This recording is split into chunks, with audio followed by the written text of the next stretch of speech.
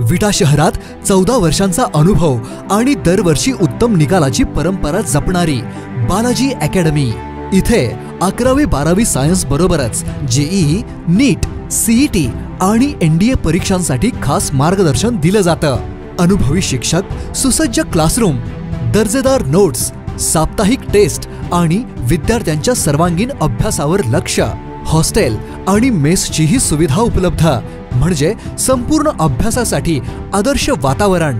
इयत्ता 11वी व 12वी प्रवेश सुरू। त्वरा करा, प्रवेश मर्यादित। शिवप्रताप गोल्ड टॉवर शेजारी, अमोल स्टेशनरीच्या वरती, विटा। तुमचं यश आमचं ध्येय। बालाजी अकॅडमी विटा, आजच प्रवेश घ्या। सांगली जिल्ह्यातील खानापूर तालुक्यातील विटा शहरातील विटा पोलीस ठाणे हद्दीमध्ये गहाळ झालेल्या मोबाईलचा शोध घेत हे मोबाईल हस्तगत करून जवळपास 3.25 लाखांचे मोबाईल ताब्यात घेतले असून ते मूळ मालकांना परत देण्याची पूर्ण तयारी केली असून ते परत करण्याचं कामही सुरू आहे।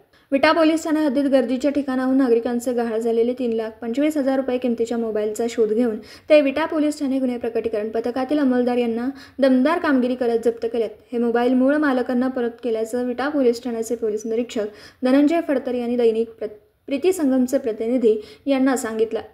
विटा पोलीस ठाणे हद्दीत गर्दीच्या ठिकाणाहून मोबाईल गहाळ झाल्याच्या नोंदी करण्यात आल्या आहेत। गिरीदेव वसंतराव पाटील, पंचशील नगर, तालुका खानापूर यांनी 23 डिसेंबर 2024 रोजी मोबाईल गहाळ झाल्याची फिर्याद दिली। त्या अनुषंगाने तांत्रिक माहितीच्या आधारे विटा पोलीस ठाणे गुन्हे प्रकटीकरण पथकाने गहाळ झालेल्या मोबाईलबाबत तांत्रिक माहिती प्राप्त करून राज्यातील विविध जिल्ह्यातून 3,25,000 रुपयांचे मोबाईल शोधून काढल्यात। ते मूळ मालकांना परत केले। विटा शहर सांगली जिल्ह्यातील व्यापाऱ्यांच्या दृष्टीने महत्त्वाचं केंद्र आहे। त्यामुळे आजूबाजूच्या गावांमधून दररोज नोकरी, शिक्षण तसेच अन्य कामासाठी बाजारामध्ये नागरिक येत असतात। त्यामुळे प्रवास, बाजारपेठ, विटा बस स्थानक अशा गर्दीच्या ठिकाणी मोबाईल घालवण्याचं प्रमाण अधिक आहे, असं श्री धनंजय फडतर यांनी सांगितलं।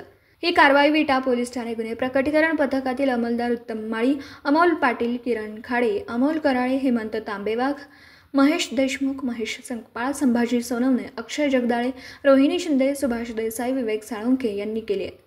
दरम्यान परत मिळालेल्या मोबाईल धारकांकडून पोलिसांच्या कामगिरीबाबत समाधान व्यक्त केलं जात आहे। तर विटा उपविभागीय पोलीस अधिकारी विपुल पाटील व विटा पोलीस ठाण्याचे पोलीस निरीक्षक धनंजय फडतर यांनी टीमचं अभिनंदन व कौतुक केलं।